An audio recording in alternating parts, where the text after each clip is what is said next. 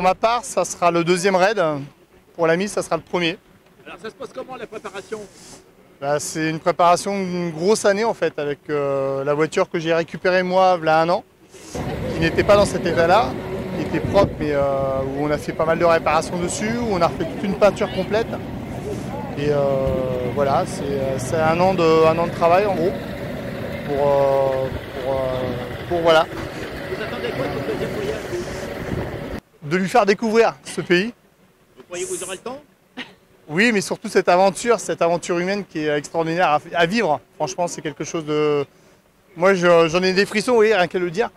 Parce que c'est un pays qui est magnifique. Une terre d'accueil, voilà, ils ont le cœur sur la main, c'est quelque chose de magique.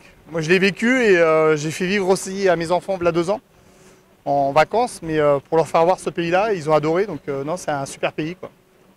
Et votre ami? Ah non, moi c'est mon premier raid. Et j'ai hâte. Elle est toute excitée. Non, j'ai hâte de découvrir ce que j'ai vu quand même à travers les photos. Vu que c'est des amis il y a 2 ans, et c'est vrai que je pense qu'il y a beaucoup de choses à...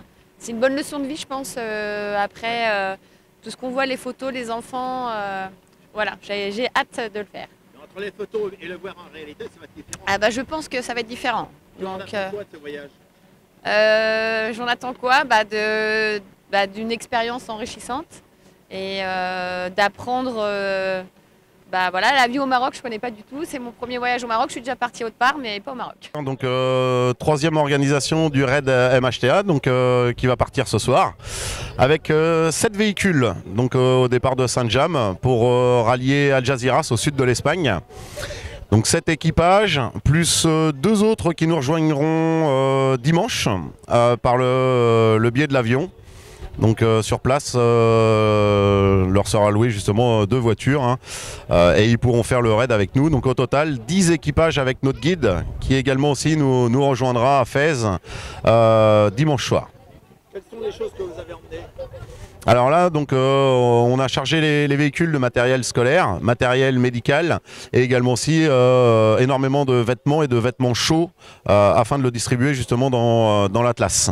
Alors, sur le matériel médical, là, on a préparé 90 sacs d'école que l'on va distribuer et répartir dans les 6 écoles avec lesquelles on a des partenariats. Donc parmi ces écoles, ce sont des petites classes, entre 10 et 20, 25 élèves grand maximum. Donc chaque élève aura son sac, et pour l'enseignant, donc nous allons remettre dans chacune de ces écoles un ordinateur portable.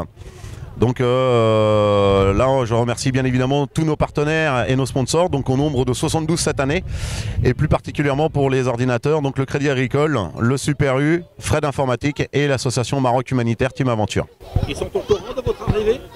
Oui, bien évidemment, puisque le fait de faire signer des partenariats,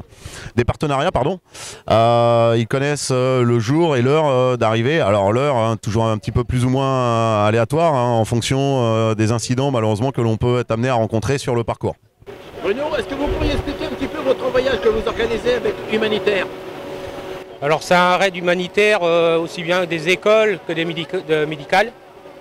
Et puis on fait vraiment du nomade et tout ça, on donne beaucoup aux nomades. On fait que le pauvre. On fait pas le Maroc riche et tout ça, on fait pas les côtes.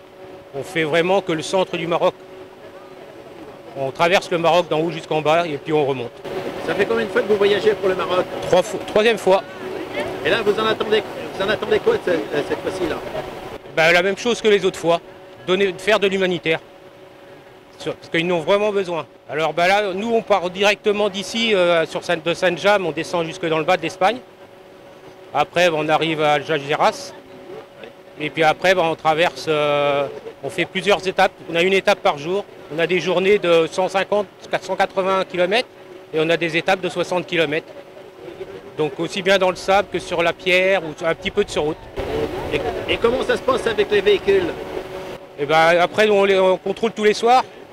On fait les niveaux, tout ça. S'il y a des pannes, vraiment, il y a des mécanos qui sont là-bas sur place, du pays, qui viennent nous aider si on est vraiment en panne.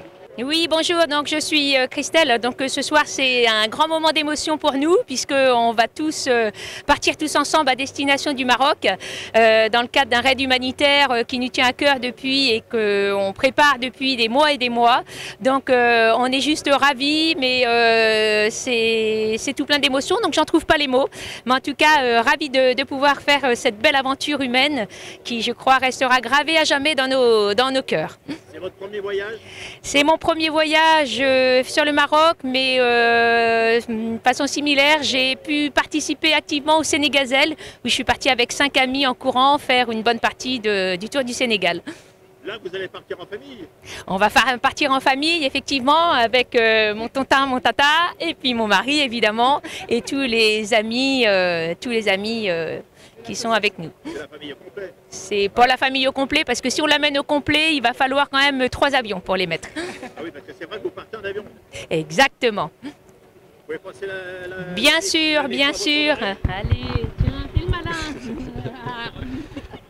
Alors, expliquez un petit peu ce voyage, ce que vous en attendez. Alors, donc moi Stéphane, oui, c'est ce qu'on attend, c'est découvrir aussi des parties du Maroc qui sont méconnues et surtout apporter aux enfants et à la population des vêtements, du matériel médical, du matériel scolaire. Et où est-ce que vous mettez ça, puisque vous partez en avion? Nous on part avec, on a 100 kilos de bagages en soute qu'on emmène là-bas. Et le tonton et la tata? Le tonton et la tata, ils vont vous dire comment ils font eux. Alors bonsoir, moi c'est Catherine, donc effectivement ça va être une partie humanitaire qui est très importante pour nous. Donc on va faire les orphelinats, les centres hospitaliers et aller dans le monde réel, quoi, pas dans les endroits touristiques. Et nous aussi on a pris des choses dans nos bagages, mais on a pris moins de kilos parce qu'on a donné beaucoup de fournitures scolaires et vestimentaires dans les 4x4 qui vont partir ce soir. Voilà. C'est également votre premier voyage? Moi c'est le premier, enfin avec mon mari, le premier voyage. Et vous en attendez quoi de ce voyage? De voir la population réellement en fait, d'être au proche des gens, tout près et pas voir le beau, voir vraiment la réalité quoi. Voilà, tout simplement. Le tonton? Et voilà mon tonton. Alors moi c'est Didier et donc moi je suis prêt pour une belle aventure humanitaire et surtout ravi de faire ça avec mon neveu. Donc ça va être quelque chose d'exceptionnel et j'ai très hâte à commencer. Qu'est-ce que le neveu il pense du tonton? Qu'est-ce qu'il pense du tonton? Il est ravi de le faire avec tonton.